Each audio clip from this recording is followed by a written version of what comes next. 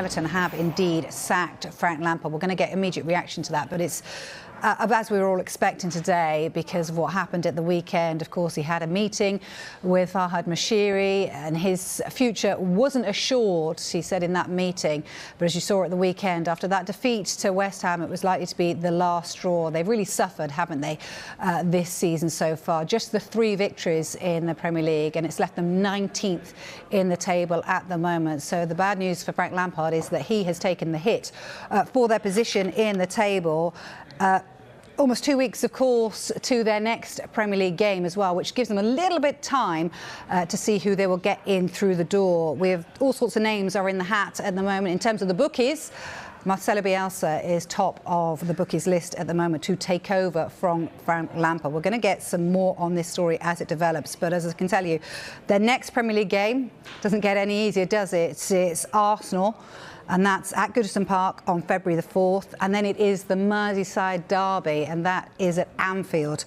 After that, they face Leeds. They've got Aston Villa, Nottingham Forest, Brentford, and then Chelsea. So plenty coming their way in terms of games in the Premier League. Remember, they were knocked out of the EFL Cup. That was by Bournemouth.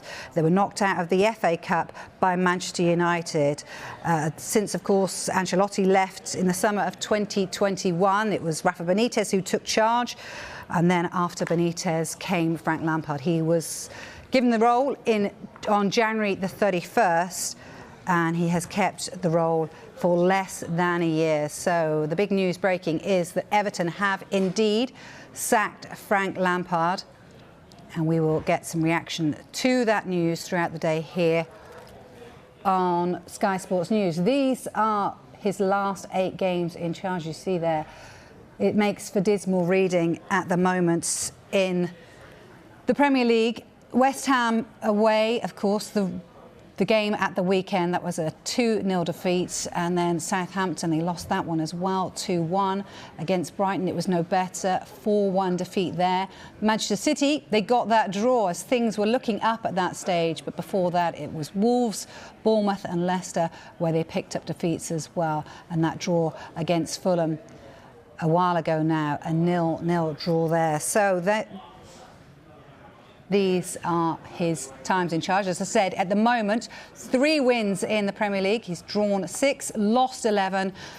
They've scored 15. They conceded 28 goals. And as I said, 15 points on the board. So 44 games in charge, and he's only won 12 of them as their manager. Let's get more on this. As I said, Vinny O'Connor is waiting there at the training ground. So they have indeed sacked him, Vinny.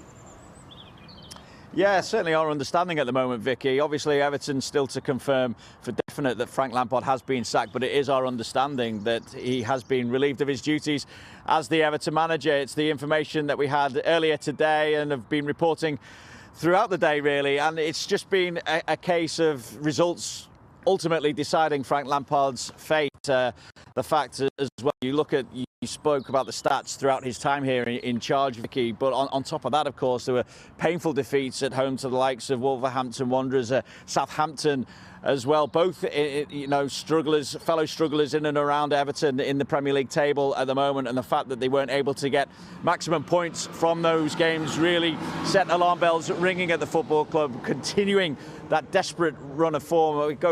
I keep going back to the game against Crystal Palace in October, which was highlighted as a real blueprint for the way Everton want to play moving forward, but they've not been able to repeat that kind of form since then. The one bright spot really has been, again, I reiterate, that equaliser from Demarai Gray against Manchester City at the Etihad, but again, not able to follow that up. And you look at the desperate performance in the defeat to Brighton at Goodison Park, conceding 4 goals on that occasion, but the fact that maybe changes weren't made at half-time when Everton was struggling defensively down their right-hand side. And at times he's gone with a 4-3-3 at Goodison Park that hasn't quite worked, when 3 at the back worked at the Etihad, but then subsequently didn't work at West Ham United at the weekend.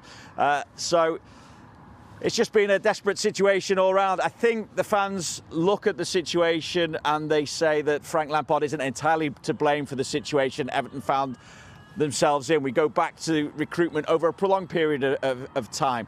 now since Farhad Moshiri. The money spent over £500 million, of course, and yet still Everton not getting a return on that investment in terms of the quality within that squad. Richarlison sold in the summer, and in terms of the productivity of the replacements, it's not been at the level that Richarlison showed, certainly through that relegation battle. Frank Lampard came in, and there's a lot of respect for him from the Evertonians. There's a lot of respect for him from the media here on Merseyside as well, because of the way he has dealt with us, the way he dealt with things within the club, and of course the fact that they were successful ultimately in beating relegation last season. We all remember the atmosphere at Goodison Park in that famous comeback against Crystal Palace in their final home game of last season. But at the same time, Everton have not been able to build on that. They find themselves in another relegation battle once again, and I think ultimately, while the board are unanimous in their decision to relieve Frank Lampard of his duties, I think most of the fans would also say a change needed to be made to give Everton the best opportunity to stay in the Premier League again this season. Yeah, Vinny, I mean, it's difficult, isn't it? Because like you say, Frank Lampard comes across as such a nice manager. Maybe that's not what Everton needed right now. They needed somebody that was really tough. In terms of going forward, because it always has to happen, somebody will have to step in here. They have got this kind of 2-week hiatus before their next game. It's, of course, against Arsenal. It doesn't get any tougher, does it? Who's likely to come in through the door? Who do you think might be the next Everton manager? Well, I don't even see it as having 2 weeks, Vicky, to be honest, because we're still in the middle of a transfer window and Everton desperately need reinforcements. Dan Jummer, we know, is happening, and that should be confirmed in the next 24 hours. And the irony there is, and people will say it's the most Everton thing ever, once again, Frank Lampard has been crying out for attacking reinforcements that could well have put him in a position to save his job and reaffirm his future at the football club. And yet he's played a part in Dan Jummer's arrival here at Everton, yet he's not going to even get the opportunity to play him in one of his Everton side because he's been sacked as the Everton manager. Dan Jummer will still join the football club. We believe there was a slight hold up over that as he looked for reassurances, I suppose, over the direction the club was moving in with regards to the manager, but he's more than happy now to finalise that deal. As I say, we're expecting that to come within the next 24 hours. What is definite with regards to the managership, it's a massive decision facing Everton's board. I keep saying it year after year. Don't forget, this is a year and 7 days since Rafa Benitez lost his job as the Everton manager. But there is a massive disconnect between the boardroom and the Everton fan base at the moment. And Evertonians just need to see a glimmer, something tangible that is going to give them hope that there is a plan to take this football club forward, that recruitment is going to be got right, and they're going to start seeing those kind of results on the pitch. It's not going to be a quick fix.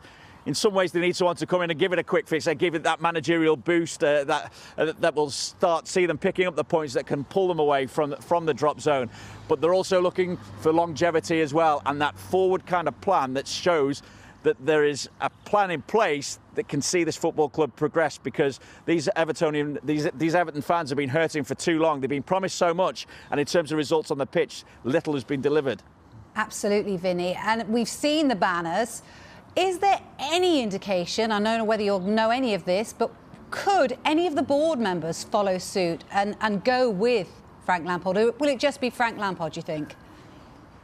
I think at the moment it would just be Frank Lampard. Certainly that's the impression we get. The fact that a decision has been taken, we get those words, unanimous board decision as well. I could be proved wrong in that, but at the minute, you get the impression that the board want to make a decision. They're looking at managerial candidates to come in now as well. Again, that decision will be taken amongst them. Kevin Thowell, the director of football, effectively coming up with a short list of potential candidates. And again, that decision will be taken as a whole. Farhad Moshiri, he spoke to Gary Cottrell after that defeat to West Ham, and it caused a little bit of confusion, in all honesty, in how he replied to Gary's question about Frank Lampard's future by saying it wasn't his decision. And it seemed at the time that he was maybe abdicating responsibility in that respect. But our understanding since then, listening to a few of the explanations, is that it's what he was referring to is it's not just his decision, it's the board's decision. So at the moment, that boardroom remains the same and remains in place. Whether that will make Evertonians happy, you get the impression not, because as you say, Vicky, we've seen the banners, we know about the protests, we know what's been sung towards the board members, and ultimately Everton fans hold the boardroom responsible for the state that the club finds itself in at the moment, because they presided over a period of time, with the buck stops with the owner, of course, But the fact is, a lot of money has been spent, and again, I repeat that not a lot has been delivered for that investment.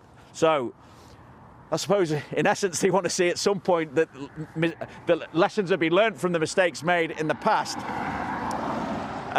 Whether they're going to give the board members that extra time, I get the impression not. And so it all comes down to, I suppose, in terms of building relationships now between the two areas, whether if they want to remain in place, they've got to get this appointment right and find some way to build bridges amongst the fan base. But it's a long road to recovery in that respect.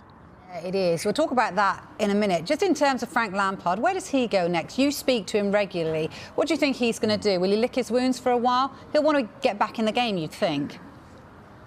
I would think so. You always came across as someone who's got that hunger, that ambition to succeed, and it was impressive the way he spoke, particularly when he first came in. The shame for Frank is that, and I look at the pictures from that defeat to West Ham at the weekend, and you saw, again, the measure of the man, I suppose, in that defeat was how he responded in terms of going up towards the Evertonians and showing his appreciation towards them as well, and also getting a number of the players to do likewise.